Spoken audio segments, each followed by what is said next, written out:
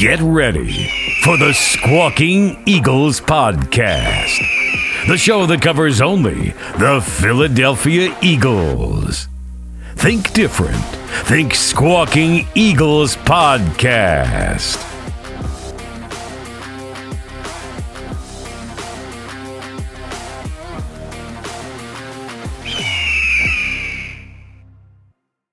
Hello, and welcome back to the Squawking Eagles Podcast. I am Mike. I'm your host, and I'm joined by Miguel and our guest, Dave again. Dave and Miguel, how's it going? Let's go Sixers. Got the Emmys out. He's flexing on me. I'm closer now. Big flex. Big flex. So we're back. Last week we were live during the first round of the NFL draft. We saw who the Eagles got, and we're excited to talk about the next couple of rounds. We have Dave on. He's going to be on here for a little bit with us. We're going to talk about the draft in his side with the Bears, and then we'll talk a little bit about the Eagles. So before we get started, if you want to follow us on Squawking Eagles Podcast on Instagram, YouTube, Spotify. If you want to see some merch, it's tpublic.com. Search Squawking Eagles Podcast. And then also, if you are a SeatGeek app, you want to use our code to get $20 off a ticket. You can use Squawking Eagles on the code. I could have used that code for $20 off for the Sixers game tonight. Probably, yeah. Could have. You could have $20. That's right. The Sixers making a comeback, Miguel. Sixers making a big comeback. They are. They're going to win tonight. Listener, just so you know, we're recording at this time. The Sixers are about to play Game 6 at 9 o'clock. 9 o'clock, which... Yep, three of my closest industry friends are Met fans like me, and we've been on a Met fan text chain since 2015 when they made that great playoff run. Yeah. And they're all Knicks fans. When I was a little boy, I fell in love with Magic and Kareem, whatever, Laker fan. Yeah. It's worked out for me. It hasn't worked out for them. They are on like high stress alert. They're very, very nervous. I think some of them think they don't like this head ref that's coming to run things in the games in Philly, right, Miguel? Yeah. Yes. Yeah, they're like, they just want to wipe the score and get to Game 7 in New York. And I'm like, give it Game 6 already. Well, the odds are the referee for this night's game is 66% chance that the home team wins. So it's in the favor of the Sixers. NBA is good at marketing in their two biggest markets. You know what I mean? They need a Game 7. Here's the thing: they're not only great at marketing, they also have, I think, the classiest and most engaging, relatable commissioner in the United States. Yeah, North America. Yeah, yeah, he really is. Yeah, and the NBA is about to sign a big TV deal with NBC. That's coming. Oh, it's coming back. Yes, that song's coming back. Song's coming back. Super excited for that song. I love that song. Did you hear the funny story about that, by the way, real quick? Go ahead. You've got a story for it. He was being asked to come up with something, and he was on the road for some project or some concert or some work gig, and he was, I guess, in his hotel room or in some house somewhere.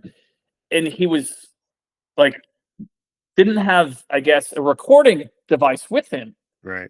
So he calls his own home in LA or wherever it is, leaves a message on the answer machine. He leaves himself a message with what he thinks it should be. You can actually find this on YouTube. And that's part of the origin story of that song.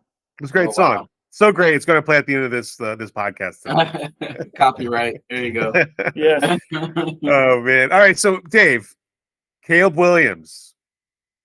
He's a Chicago Bear. How do you feel now? Knowing that he is actual Bear now. How do you feel? Yeah, so it's funny. Before I tell you how I feel, I checked in with my Northwestern Bear friends, guys that are from Chicago, my former ESPN colleagues that are Bear fans. Talked to some today, talked to some in the last week, and I would say 90% of them are like they have so much PTSD as it relates to two things. Number one, the people who run the organization.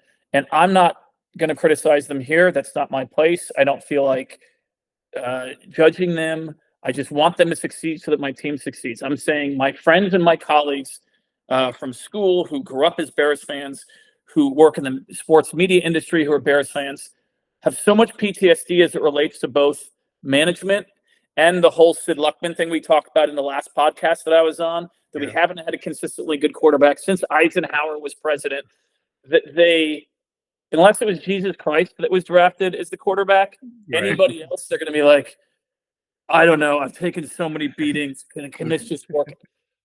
So, like, one of my buddies who actually was one of the writers for that Dwayne Johnson, Kevin Hart CIA film, Central Intelligence. Great movie. It's a great movie. Give him a shout out. He is excited. And I decided that I was going to be on board with Caleb Williams when I saw a clip of him backstage going to embrace and surprise Rome Odunze. Right. And they were hugging each other. It was almost like that scene in Step Brothers where it's like, are we going to be best friends? You know what I'm saying? That's what it looked like, right? It did. That's what it looked like. So I am deciding to err as opposed to being on the side of PTSD, which would be the very easy Chicago thing to do, the very easy Bear fan thing to do, to trust that he is special and that he is surrounded by a lot of weapons. Now, obviously, let's remember that as great as CJ Stroud was, as fantastic as everyone thought he and the team did, I believe they got to the playoff and got knocked out in the first round, right? Correct, yeah. So, best case scenario, I'd like to, think that it could be that and maybe a little bit more, but I'm deciding to be optimistic about Williams.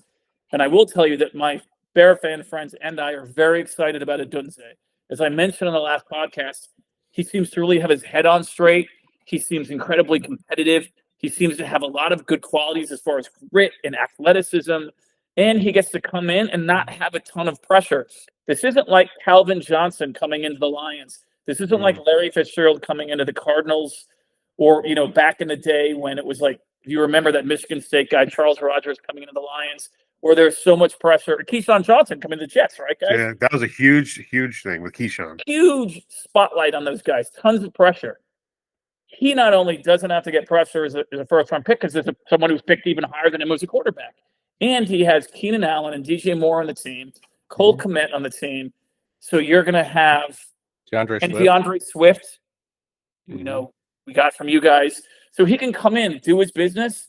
There's not going to be this media spotlight on him. There's not going to be pressure on him. There's not going to be overwhelming expectation on him. He's going to have a chance to grow. And not only that, let's be fair, from a schematic and tactical point of view, Rome can come in. You can't do anything with him as a defense because you have to cover the other two. Right. They set themselves up kind of nicely with a young receiver, a seasoned back, a young quarterback, and then really well-adjusted receivers, like aging. They're aging receivers, but they're not so aging. They're not still so very aging. good. They're good. I think Moore still has a lot of gas in the tank, and Allen could have a lot of gas left in the tank. Now, we don't know if Allen is going to be like an Antonio Brown or a Stephon Diggs who might start to crater. Yeah. Or Odell Beckham, or is he going to be someone like Larry Fitzgerald, Jerry Rice, or Tim Brown, who stays at an incredible level? Right. I think that based on what I've seen of Keenan Allen, I'd like to hear your three opinions. He strikes me as very professional, very fit, very when have we heard one bad thing about Keenan Allen his whole career? Nothing. Just recently with his injuries. That's about it. There's a couple injuries. So my hope is he battles back from those and he becomes a sort of Tim Brown, Jerry Rice. Not that he's going to necessarily go to the Hall of Fame, but I'm saying is that level of production into your 30s. Right.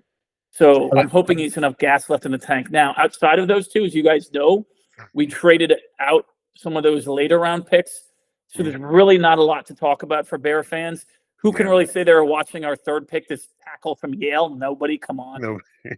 Nobody. I mean, unless you're an Ivy League nerd, which is possible I could have been, but I'm not. Right. And then the guys after that, it's just no one can pretend that they know what a 5th, 6th, 7th round pick's going to do. Well, I do know about the Eagles' 5th round pick, but we'll talk about it later. We'll talk about that later. So I'm going to choose on the side of optimism as opposed to PTSD. Right. And if Caleb Williams can be really focused on being part of the team and being that person in that small moment that came up to be engaged and to care about Rome Odunze in that moment, and I realize that could have been created for the media and social media, whatever. Sure, of course. But if he takes that tack and he lets some of the other leaders help him learn how to lead, there's no reason they can't have a lot of success. It's just the Bear fans have not had, like I said, it's been since Rex Grossman at least, right? Rex Grossman at least. stop. That hurts. Caleb Williams. What I've noticed with the press conferences that he's already done so far is that he is embracing the culture. He's using the bear. Yes. He's got this bear claw thing that he's doing now. Yes, keep doing it. All that stuff. He's promoting himself. He's promoting the Bears. He wants the Bears to be, legitimate contenders. He wants in the spotlight, and so if he succeeds, they got the right guy to do it, I think. And he gets to the level that his talent has the potential to, and we all know how hard it can be for any quarterback, regardless of talent, to get to that level and win a Super Bowl or to be consistent contenders. If he does that and he focuses on the bear claw and bear down, someday they might build a statue for him or have some kind of. Mark has joined the chat, by the way. Hello, Mark by the way. Yeah, hi, chat. Hi, everybody. I'm late as per usual because I forget life.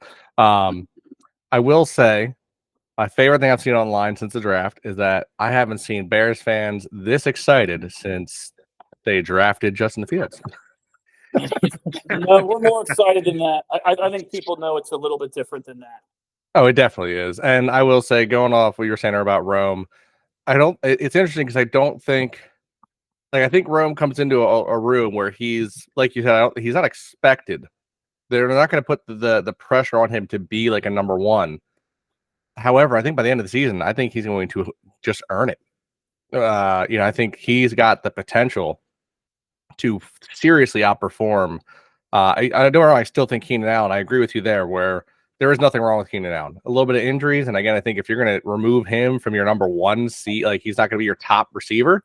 He's going to face less traffic. Yeah, so I think Keenan Allen's more likely to stay healthy, perform better for you, give you great stats. He still has the hands. He's still a great character.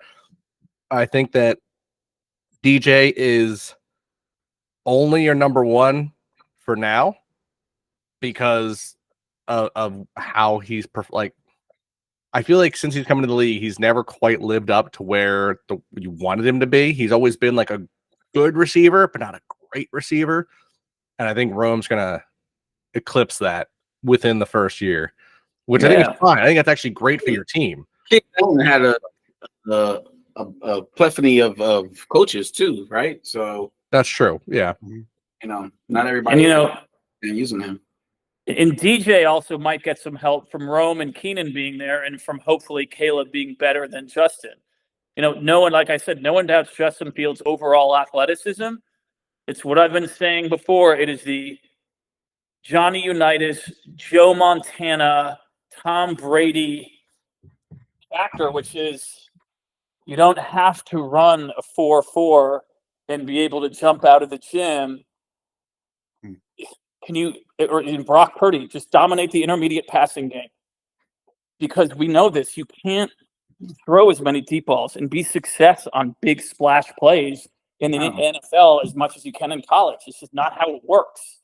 Right. So the quarterback now needs to be a field general now. There's no need 100%. For the deep throwing, the pass attacks like the days of past. That's how we won with Nick Foles. Just throw the ball short, let the guys do the work for you. That's what they're for. Mm-hmm. You pay them money to run the ball. Just give it to them. Yep. And sometimes we overthink things. We worry about, does he have a can? Yes, you have to be able to have some arm strength to get it into tight spaces. But again, that can be improved a little. If not, you're not going to get all the way to the Matt Stafford, John Elway level. But look how Elway and look at Montana and Tom Brady and Brock Purdy improving enough in that regard, or being good enough. Yeah. And they can be great. It's just the evolution of the NFL. I mean, we brought it up on the podcast a bunch of times, right, Mike? Linebacker position is slowly evolving, right? So these guys aren't going to be big 6'3", 280-pound guys. They're going to more look like a safety. They're going to more look like cornerbacks nowadays because of the speed that's on the, that these guys are coming out with receivers. Like, it's getting ridiculous. They've developed another name. It's called an edge rusher now. Which is why it's called edge. It's edge rushers. Which is why if you want to win the game, Mike, you run the ball. You run the ball. Because if your old linemen are still big, stocky boys, and the linebackers are smaller than they've ever been, Yeah, it's You true. win. It's true. So yeah, the Bears, they only had really 4 picks. They had their 2, Rome, Caleb. They had that offensive tackle, and they drafted a punter from Iowa. Yeah, That's it. You know what? That's all they had. Keep in mind, I know a lot of people were kind of harping on special teams picks. I know it's a punter, it's not a kicker, but I think Bears fans can very much get behind drafting a special teams player that could actually be, something that's going to be helpful. Yeah, correct. Thanks to our former kicker becoming your former kicker, Cody Parkey. We all learned how special teams can hurt our souls. So I'm okay with that. Like, they only had a few picks, but I'm okay with them taking that last pick and using it for a special teams player. I think that's actually you got to build your team. I think there's there's 2 different thought processes when it comes to the draft the best available or draft what you need. And I will say, I think the Bears, I think they did it right. I mean, you have to pick 9. There's a lot of options there. You could have gone O-line. I mean, Fashtow was still available. You could have gotten Brock Bowers, but you have Kmet. I think Rome not only is the best available at that point, I think he was the best need for you guys. 100%. The thing is, people forget this. Rome is not that far off from Marvin Harrison Jr. Oh, no. I was watching a analysis of them. They said, like, production-wise, it wasn't PFF. There's another website that does something very similar. They had Rome and Neighbors both tied over Harrison by 1 point. Listen, it wouldn't shock any of us if any one of those 3 was better than the other 2. Like, no one's that was a huge upset, No. Yeah, and look, we're going to see Neighbors twice a year now. This is Jamar Chase and Justin Jefferson all over again, but with 3 instead of 2. Yeah, exactly what this is. For sure. And it's good for you because you got one of them. Yeah, 100%. So, let's. I know you got some. We're short in time with you, Dave. So let's talk about the Eagles draft.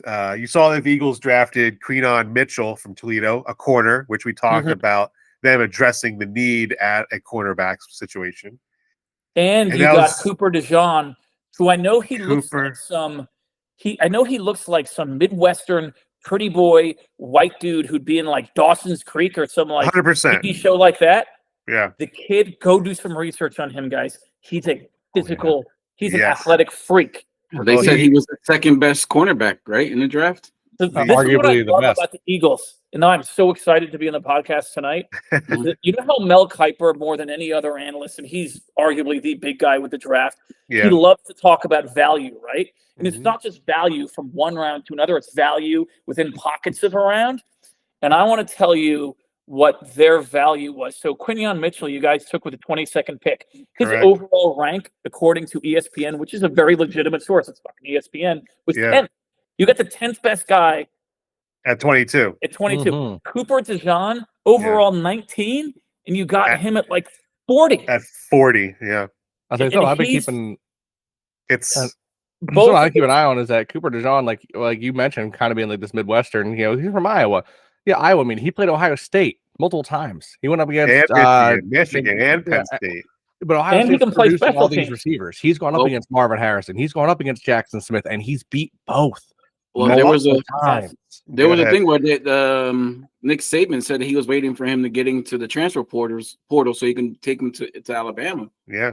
But he didn't go into the portal, right, Miguel? No. He stayed. No. And also him and Mitchell did not lit up a touchdown in 2023 at all. Right. Which is nuts. So we talked about a couple weeks ago how the biggest need, you had multiple needs, but the biggest one is a corner, and you essentially got the best corner and maybe the 2 best corners. The top 2 corners in the draft. I would say that they were the top 2 that people were looking at. They were on their boards, and the Eagles, and they just found the Eagles' laps without really doing too much to get them. Terry and Arnold would be in that discussion. I think that you could argue that between those 3 or the top, any one of them. Just we were saying with the receivers. So the top 3 receivers, the top 3 corners in the draft. We got 2 of the top 3. Seriously, you talk about the top 3. We got 2 of the top 3. That's pretty good. On top of having Slay, Ringo, Ricks, Isaiah Rodgers. Yeah, correct. They have. Now you have depth at that position. The Eagles have created depth now at the position that they were at weakest last year. However, this happened. Let's rewind, like 3 years ago, linebackers were terrible. Suddenly, we picked up Kaiser White, we picked up Hassan Reddick, we picked up Edwards, we drafted Jacoby Dean, and suddenly it was like, oh my God, we have a linebacking core. And the very next year, Howie said, that was awesome. I don't like it though. I got rid of half of them. Yeah. So we'll see what's going to happen next year. I feel like we're going to lose Bradbury, Slay, Rogers, and one of Ringo or Ricks within a year. Almost positive. Yeah. Well, like he not only did Howie address the corners, they also addressed the linebacker. He got Jalix Hunt, I think he's going to be a project. He's a project. He's a project. I don't like that pick, but he's strong. I don't know if you saw videos of the guy's strong and he's fast. Being the strong and fast does not warrant a third round pick when you don't have the history to earn it. He's a safety converted to edge. He's a project, guys. He's a project. Long term. I think it was a break glass in case of emergency if Huff isn't what they thought he was going to be. That's what I think that is. Oh, you think so, Miguel? Why? Yeah. Just because, like, Huff was a project in New York. Like, Huff wasn't drafted high. Huff came up through the ranks. No, he wasn't. Right. So, I mean, who knows what Huff really is? I mean, he had a lot of help. That Jets defensive line last year was a pretty stout one. Yeah. So I don't know what he's going to bring. How he thinks he's a younger version of Hassan Reddick, I highly doubt that. But hey, who knows? Huff could be have a breakout year this year and be that all-star player that we need. But in case that doesn't happen, at least we have somebody that could be in the wing. Maybe 2-3 years down the road, step into that role and be kind of like a Jordan Mailata kind of thing. They had to really build him up and turn him into the left tackle that he is now. But we did take Mailata in the 7th round. True, that is true as well. I'm not. That's the only reason I don't like the Hunt pick. I don't like the Hunt pick because it's too high for a project in my opinion. Especially like, no offense to Houston Christian University, I'm sure it's a good school. Yeah, but how many players do you know getting drafted from there? And I know just because history isn't there, like it doesn't always set a precedent. But I have a feeling that Hunt was not going to be 3rd round for most teams. No, but I mean, you guys got a player in the 4th round who I think could surprise you, Will Shipley out of Clemson. Will Shipley out of Clemson. I was so shocked that they fell there. Listen, this is a guy who ran a 4.39. He's tougher between the tackles than he looks. He's faster than he looks, and he has a nose for the end zone. He, averaged almost a dozen touchdowns per season in the 3 years he was in Clemson. And he had almost 3,000-yard rushing in 3 seasons. He started as a freshman. And I know perhaps he didn't hit the heights that they were hoping because he was this huge 5-star recruit. But it wasn't like he was a bust by any stretch. He was a very good player. He didn't have any, big 1,500-yard season. But the thing is, he can do multiple things. He doesn't have to come out on any particular down, and he has a nose for the end zone. Right. I think he's going to be a nice replacement for Boston Scott. Boston Scott went and signed with the Rams. I think he'll be better than Scott potentially. Yeah. Ceiling. But I don't think that was a wasted pick in the 4th round. I think that was, and it's a guy who's used to playing with expectation, a guy that's used to, in a program that has a lot of attention, a lot of spotlight, a lot of pressure. Yeah. So it's a winning organization. It's a winning school.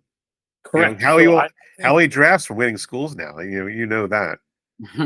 I'm interested to see how that plays out. He keeps his ear to the smaller colleges, just like you said, the 3rd round draft. Houston, Texas. Yeah, you're not wrong. He does. I'll give you that. I heard of that Houston school, and I was born in Houston. What does that tell you? Yeah, right.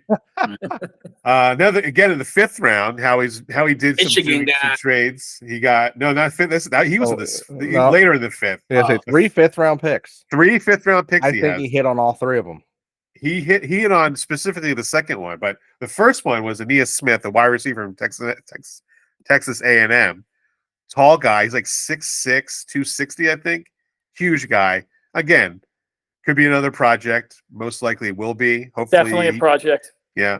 Although he's 5'10", the kid from A&M is 5'10", 200. I think I got Johnny Wilson mixed up. I have him at 5'9". Johnny Wilson is the guy who's 6'6". He's 6'6". Yeah. All right, so let's move to the 5th round. Pick 155, linebacker from Clemson, Jeremiah Trotter Jr. Yes, X-Man. The son of the X-Man. Can I could cut in real quick? Go ahead, Dave. Real quick, just because I don't know if you saw that we all did our mock drafts. Mm-hmm. Mike took Jeremiah Trotter Jr. for the Eagles with the 1st pick. Oh yeah, 100%, 100%. Had to. I'm glad they got him. I've willed it, Dave. I willed it into existence. You willed it into existence. He's not big and he's not fast. But what he does is he's a bit of a playmaker. If you're looking what his strengths are, Kobe Dean 2.0. Get sacks, interceptions, forced fumbles, pick sixes. Yeah, his dad wasn't that big. His dad did a lot of stuff that not normal linebackers did, and so I'm excited for the pick. The guy. I don't know if you've seen the video of when they're talking to him over the phone. They're excited to even have him in the building. It was right. They did it right. They did it right. For round 5, it was right. It was perfect. Yes. Yeah, they traded up to get him. They did that. How he cooked, how he did his thing, and got him in here. And I can't fault him for doing it. And again, and a 5th round pick is pretty good. I think I'm almost more excited. And again, it's not like he didn't have, production. He had production. I know he's 6 feet 230. Levante David 6'1", 230, 235. It's only slightly bigger. And I'm not saying he's going to be as good as Levante David. Although Levante David wasn't picked till the 58th overall pick in his draft in the 2nd round. So I think if they can figure out how to coach him, refine some of his weaknesses, and put him in positions to make those plays, you're not asking him to come in and be, Lawrence Taylor, Mike Singletary. I'm going back way too far. I should probably go to some. Mark's like, who are those guys? I saw those guys. I saw those guys. But did you see him play though? I saw him play. Yeah, you're not asking. All right, maybe not live. You're not asking Bill Anderson, right? Or Levante right out of the gate. No. So I like the pick because it clearly wasn't just done with sentiment. If he didn't have the ability and it was just sentiment, he would have been a free agent. But he wasn't. Oh yeah. He was definitely worth the pick, and I'm excited for it. I'm partially more excited for our next pick, though. Yes. Really? Out of Michigan, Trevor Keegan didn't let up a sack at all last year. He's also a diehard Eagles fan. And he's a diehard Eagles fan. And when a player comes into a team with a history like that, like as a fan, it just kind of makes you feel like you're pulling for him a little more. Yeah. It's like that's like the whole thing we were discussing the other week about like the whole potential with Herbert being traded. And I was like, the part that hurts me the most about that would be just that he grew up a Chargers fan.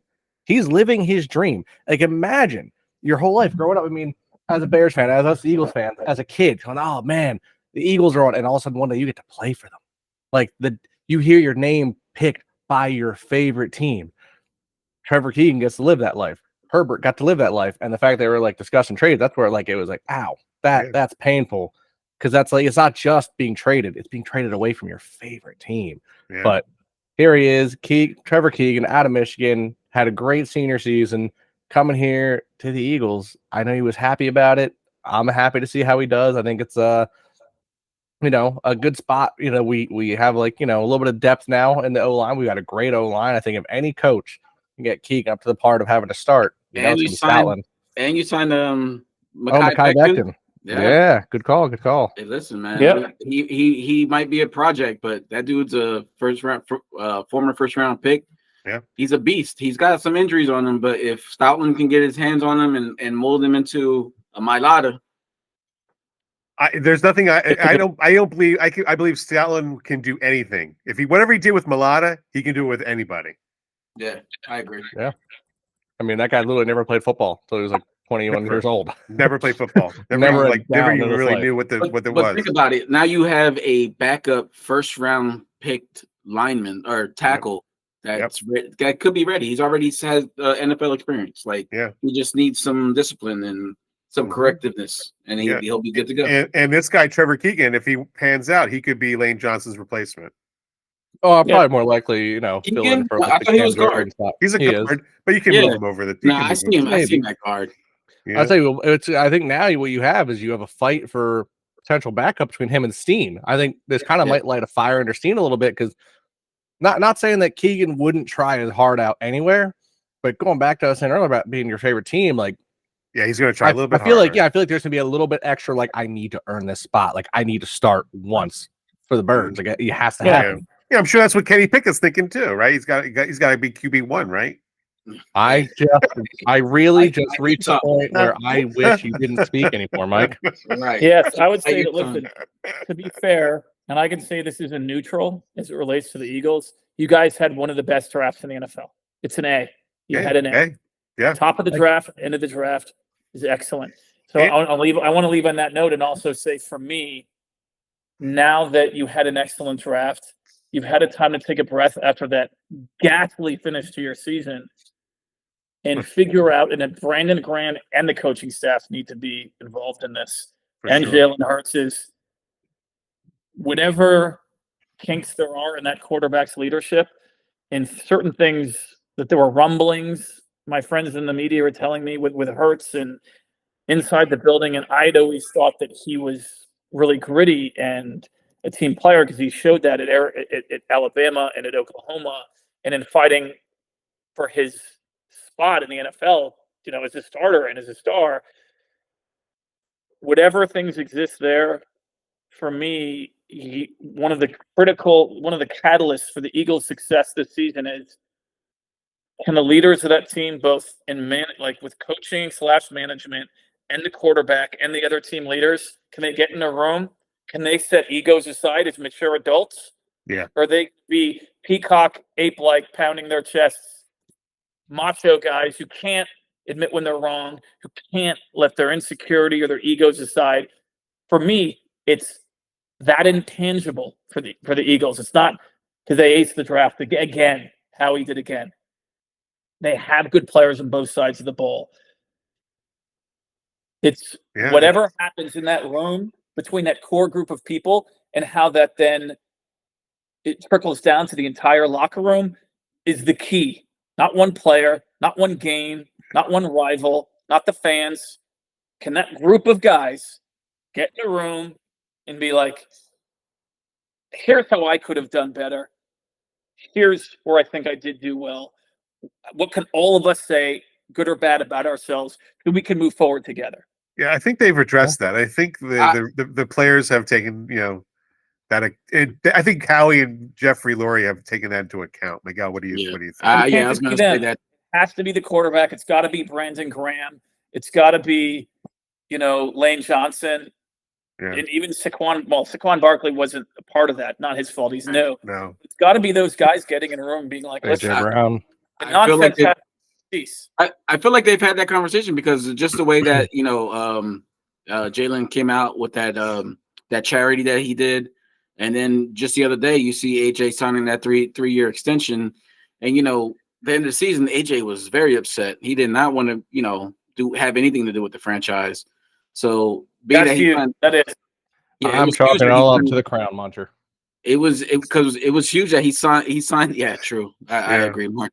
Well, I mean that and the other issue that we're not allowed to speak on about on the air, but yes, and just seeing him be happy about re-signing that contract and him being back in Philadelphia, I think spoke highly of what the situation is in the locker room right now. Yeah, I think it's really good, and I think the situation has been dealt with and cleaned up. So, Dave, I know you got to run. Thank you so much. I'm glad we gave able to come on. Thank you, Dave. Appreciate it. Have a good one.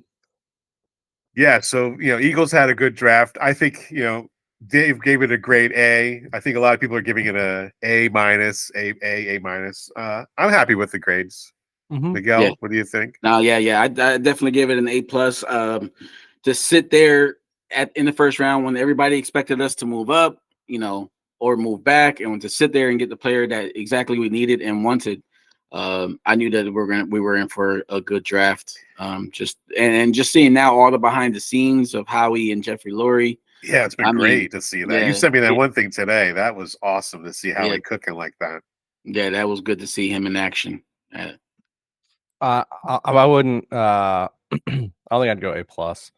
I'll do A minus just because, like I said, our round 3 really hurt me. When it comes to grading, that you would have took with that pick. Peyton Wilson, Jackson, McKinney Jackson, pretty much any of my players from Oregon. And not even because they're Oregon, not even just because they're Oregon players, like Troy Franklin. I don't know. It sounds like a little biased to me. It might be, but Troy Franklin was very high rated as a receiver prior to the draft. Why he fell to the 4th round, I don't know. I think I'm hoping he can prove his worth, but the fact he's with the Broncos makes me think that's kind of the end of the career for him already. We didn't need another corner, so I knew we weren't going to go for Kyrie Jackson. But I mean, there's still other players out there that I think there's other players who are more ready to help out as a team. And again, nothing against a project. It just felt early to grab a project. That's all my real take is. Nothing against the guy at all. Like, I hope, obviously, he's an Eagle. I hope that he develops to be a monster. I hope he becomes one of the best players we've ever had. I'm just saying at the time, kind of like how I was the other year with Rager. Rager wasn't a first-round pick. That was a waste. That was a huge mistake. And I'm hoping that this is less of a huge mistake. Yeah, well, I mean, clearly Howie's learned his lesson about drafting from smaller schools. Yeah, I mean, he hasn't really done it in the last couple of years since COVID. So I think you're right, but I think also like with taking Jalen Reagor in the 1st round, it was more of this guy's going to be elite. This guy's going to really like improve the team. We're not looking for this guy to improve the team. Maybe later on in his career. And that's my whole thing was like, I'm okay with projects. Just not in 3rd round. I just feel like your 1st round pick should be a player that is going to play on your team and make a difference within the first 2. Like nowadays, they feel like it's got to be the 1st year. I don't like it being the 1st year. I think it's within the first 2 years. I'm okay with rookies learning their 1st year. I get it.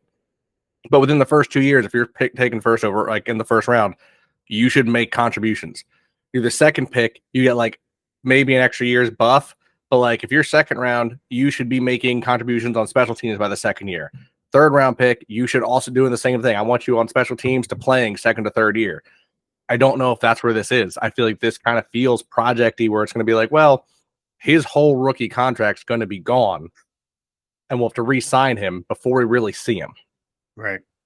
But I could be wrong. That's the thing. You could also get him for cheaper because he won't have that playing time to really up his contract. So his 2nd contract could be you get him on the cheap and he becomes a Hassan Reddick. You know what I mean?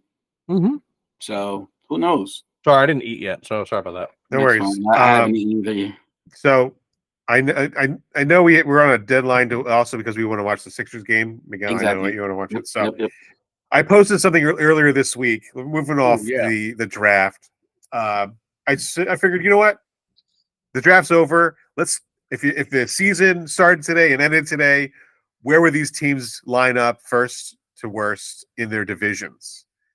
Some people did not like that I put the Texans at number 1 in their division. Some people didn't like I put the Dolphins at number 1 in their division.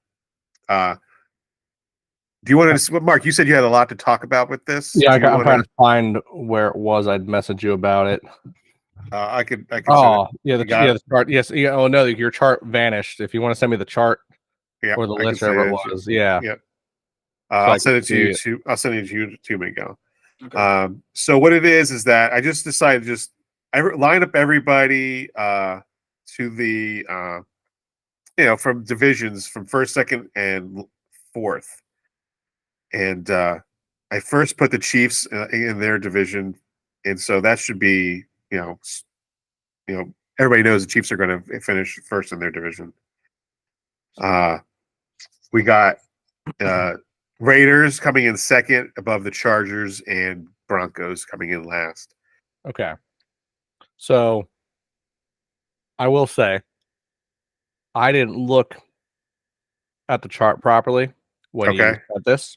Because it didn't say by division, and I lined it up that way. I stupidly didn't realize how it was lined up. Yeah. So I thought you were going by top tier teams, 2nd tier teams, 3rd tier teams, which was where I was going to have issues with it. Right. Now that I see, because I'm being less stupid and looking at how you're lining it up, I have less issues with it. I'm looking through. I would say like. No. The only thing I have with it, I don't think the Bengals are going to be in last in that division. No, I think the Browns are going to be in last. Yeah. Yeah, I would probably switch the Browns to the Bengals, to be honest. Now they're pointing that's a good call. Well, the Steelers might be. We'll see. They could be pretty bad this year. True. I put the Bengals there because there's a lot of people they're jumping ship from the Bengals. A lot of players are asking to be traded. Definitely higher up. Yeah. I do think the Falcons might fight for first this year, so I would probably put them over the Saints. But I like the rest of it as you have it. Although, as much as it kills me, the Chargers might not be third in there. They might go back to the bottom this year. You think so? There's no one on the team. Yeah. I mean, you could put Joe Montana and Tom Brady on that team. There's no one to throw to. I mean, like I said, it's not even that like they're mediocre. I mean, Watkins is your best player there, and that man, if I remember reading correctly, he had like the highest drop rate of like any receiver last year. Yeah. That's your number one receiver. Who's your running back? Who's your tight end? Like, there's nobody there on that team. Your defense was pretty good to start the year, but they're injury-ridden every year. Like, I mean, the Broncos are a nightmare, but maybe Sean Payton get them together. Like that whole division that was supposed to be so powerful a year or two ago, it feels like it's back to how it was 4 years ago, where it's just Kansas City. Yeah. No one else matters. That whole division could be in fourth place. Yeah. At least tied for fourth. Yeah. Whereas the other hand, the NFC North, like I like your grades. I agree personally. I think because I don't trust JJ McCarthy. I think that where he's at with them being fourth, I think is a good spot. But the Lions obviously showed their stuff this year. Yep. Green Bay somehow continues to prove that they can always have a quarterback worth having, and Chicago drafted pretty well. I still don't believe in Caleb yet. Like I'm still kind of hesitant, but that team reloaded well, really quick. Yeah. And I could see them. I don't know if I'd be hard pressed to see them beating Detroit as a division winner this year. But I think they'll at least have a winning season. Yeah, they're going to fight against Green Bay. They're not going to really. They don't have enough to go up against Detroit. They have enough to battle again, Green Bay. And can we just like how crazy is it to say that? Like they don't have enough to fight Detroit. Yeah, I remember like 2 years ago when we're looking to our season. We're looking to our season. Everyone's like, "Oh, first game of the year, Detroit, easy win." I'm like, and I was like telling everyone, like, "No, what do you guys? Do you guys know who's on that team? It's not an easy win," and it wasn't. We wasn't for that win. No, just the coaching staff alone, I was worried about that year. Yeah, I remember that. Yeah. And so, the only other issue that I have with it, Mike, I think Washington is going to be better than the Giants this year. Washington is going to be better than the Giants. Agreed. Why do you think so? Really? Why? Yeah, the Giants are trash. Well, they did sign. They did draft Neighbors. They did, but I mean Daniel Jones is back. Noah Line and Daniel Jones. Yeah, and so I don't know. I have more faith in what Washington's building on there, especially because everything is pretty much new. The ownership is new. The coaching staff is new quarterback. The only thing not new is Scary Terry, and that's the one thing they wanted to keep. Yeah, and that's why I put Washington, because there were so many question marks with Washington. Where, I know, I would love to see Dallas be lower than 2, but I don't think the Giants or Washington. I mean, I think Dallas is gonna. I mean, they had no choice but to re-sign Zeke. Do you believe that they signed Zeke? That's outrageous. It's just just shows you that they had no pivot. They had to go back. They had no running back. They got rid of Pollard. They did nothing in the. I don't remember a goddamn thing that they did in the draft. I think they wanted to do something in the draft and didn't. Right. They had aspirations to draft somebody, but they didn't. I'm going to boot up their draft picks this year. They took Tyler Guyton, who good tackle. I wanted Tyler Guyton. I think he would have been great for us. He would have come right up behind Lane Johnson. Him and Lane Johnson worked off season. Marshawn Nealand, edge rusher. I think he was. It's right here, Western Michigan. Yep, that's a high pick for a low school, but yeah, I've heard he's pretty good. Cooper Beebe. I don't know anything about him. Maurice Liafu, I don't know much about, which is crazy from being Notre Dame. Cornerback out of Wake Forest, I don't know. Wide receiver out of Southern Missouri. a tackle out of Louisiana Lafayette, and a D tackle out of Auburn. Like, yeah, nothing really to write home about. no, Guyton's their best. Guyton was by far. Granted, it was their first round pick, but I mean, Yeah, he but was a player like I wanted. Other teams wanted. That was a good pick for them. Although a lot of Dallas fans didn't want him. They wanted whoever it was that they traded the pick to. They traded to Detroit. They traded with Detroit. And Detroit took the tackle they wanted, didn't they? Yeah. It's hilarious to me. I literally couldn't get over that. Well, they traded back. Remember, we were talking about how they were such big on the 24th overall best team. And no, Detroit took Aaron Arnold. That wasn't Detroit. Well, that's who they traded with. They get the 29th pick. I thought it might have been right after that. I think it might have been Morgan was the O lineman they wanted. A lot of the fans I knew, like, that's who they wanted. They wanted Barton. That's what they wanted, Graham Barton, because they need a new center. Right. He got taken 2 picks after their pick. Well, like, according to I guess it's NBC or Yahoo Sports, they gave the Cowboys a C+ in their draft board.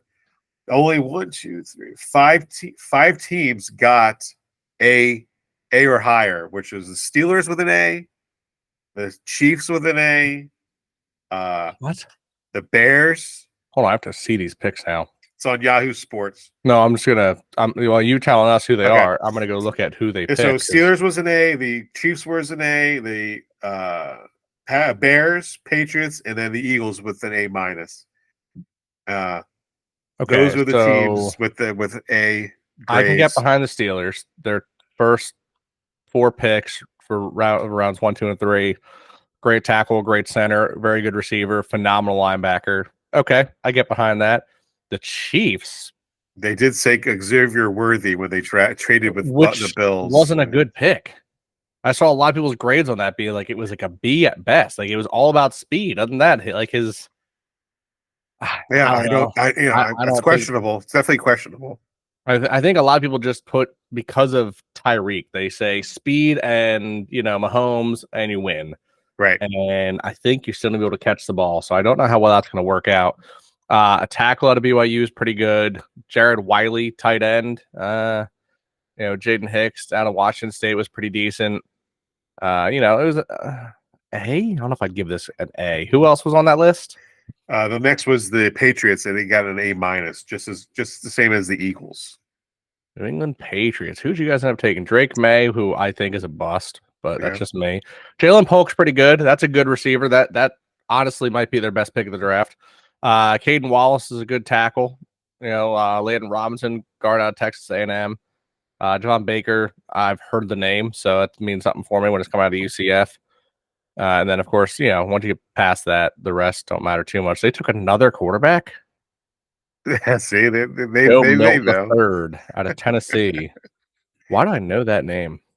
And then the bottom, I want to there's two teams got grades D, which were the Falcons and the Broncos. They got D's, and I guess it's because they drafted quarterbacks very high. Would you say that's the reason why they got a D? Penix. Oh, 100%. 100%. Penix and with Bo Nix.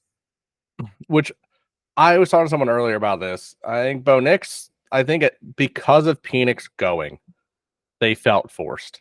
I think if Penix hadn't gone, I think you see Denver maybe risk trading back to figure out we got 2 guys still. We can take either one. Yeah. And I think because Penix went, they said, nope, we're taking our guy now. I will say something that, obviously, it's going to come out as biased because I'm the Oregon fan. I get it. But why does it always happen that way for you? Why does that always happen? That's my life, man. Because the Oregon's finally producing players. Oregon's doing a great job being a good school suddenly. They're getting built up, and the players coming out looking great. But, something Bill Belichick said, and even Sean Payton said, he has the most starts of any quarterback came out of the draft. He's much more aware and ready, and a lot of the other quarterbacks are. I think that's one of the big, niceties about Nix is that because he has so much experience, he should be able to play pretty early if they need him to. And while it hurt me they went ahead and got him his best target in college in Troy Franklin, who is an underrated wide receiver in this draft. The guy is an absolute monster. He's got amazing ability to separate, even though he's not the fastest guy on the field. He knows how to get in and out of spots that shouldn't be available and make the amazing plays that you want to see. He's great at getting to the end zone. And having that immediate and instant connection with a target is going to help Nix. I think you're going to see Nix play hopefully better than we anticipate in his first year. Hopefully he gets in with Cortland Sutton pretty early. Hopefully that O-line keeps him upright. I still, no offense to him, still don't think he's going to outshine some of their backs in the draft. And I think because he's at Denver, I think it's going to kind of peter out his career. But does he start? Does he start game one, or is the team, or is it just going to be a battle between Wilson and I think it'll be a battle, but I think he can win it. I think so. Like, I don't think you give it to him. I don't think you give it to any rookie quarterback. I think unless you're in a position like Chicago where it's like, who else do you have? Like you took the number one overall for a reason. Yeah, he's got to be. Right, because they traded their number one guy. Yeah, Washington. Maybe they'll voice it as a fight, but like, look, again, you guys know it. I love Mariota, but come on, like, it's Jaden Daniels. He's gonna be the starter there. There's no one else up in, like, I know there's a fight in New England. It's Drake May. It's gonna start there. Okay. I think for Denver, there's JJ McCarthy will probably start too, right? JJ 100% is going to start up in Minnesota. In Minnesota, yeah. So I think Nix will fight for it, and I think he has a good chance to win it because I mean, compared to who else is there, he's a good quarterback. Yeah. Penix won't. I don't think there's even a question. I don't think Penix has the mindset. Like, not that he doesn't want to start, but I think he knew immediately upon being drafted that at best he plays in his third year. Yeah. Well, I think that's the best thing for him, though. I think he's just going. Yeah. I think out of all those quarterbacks, the best situation right now is Penix because he's got Kirk Cousins, and even though it does sound like Kirk Cousins is a little reluctant to, mentor him, just like kind of like Aaron Rodgers and Brett Favre were. But it is a good situation for him that he doesn't have to. The team's not on his shoulders. He doesn't have to battle for a first spot. He's going to be there, and he's going to learn and see what the ropes are, and that's what I like about that. I'm old school that way. That's just me. I will say though, if something were to happen to Atlanta, like what happened to the Jets, they're still in the best spot. Yeah. If Penix needs to come in, I think of the situations, that's a good spot. Yeah. As long as he's not Zach Wilson. He's got way too much of a better mentality. Pretty sure he's older than Zach Wilson. Yeah. Coming into the only thing about Penix was that he was oft injured. You know what I mean? So, you could take a year or two, build him up, put some muscle on him, get his arm right. Yeah. He'll be good. Oh, yeah. I think so. I'm excited to see it.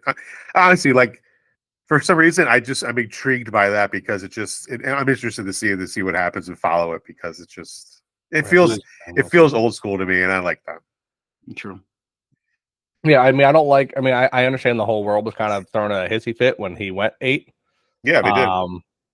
But and I'm not saying it was a great pick. As much as I think he's a great quarterback, I agree that it was kind of shook the whole world when there's other things.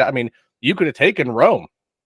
And then you could have had Rome across from Drake London and Pitts and Bijan, and then you'd be sitting there going, "Hey, Kirk, we know you like Justin Jefferson, but now you have multiple players to throw to," and he would have been hyped. But I get it. I understand. When I heard the explanation, they were saying that one of the reasons when they first looked to sign their coach years ago in an interview, they went with Arthur Smith instead. He said one of the things he came in with was that you got to have a backup plan. They didn't have one. Matt Ryan went down. Arthur Smith's team ate shit, and he got fired. They got a new guy, and first thing he says, "Hey, Kirk Cousins is the plan. We need a backup plan." And he did it. He stuck to his guns from years ago. Give him credit for sticking to his guns. No, I agree. I like it. I think it's going to be really fun to see and to watch.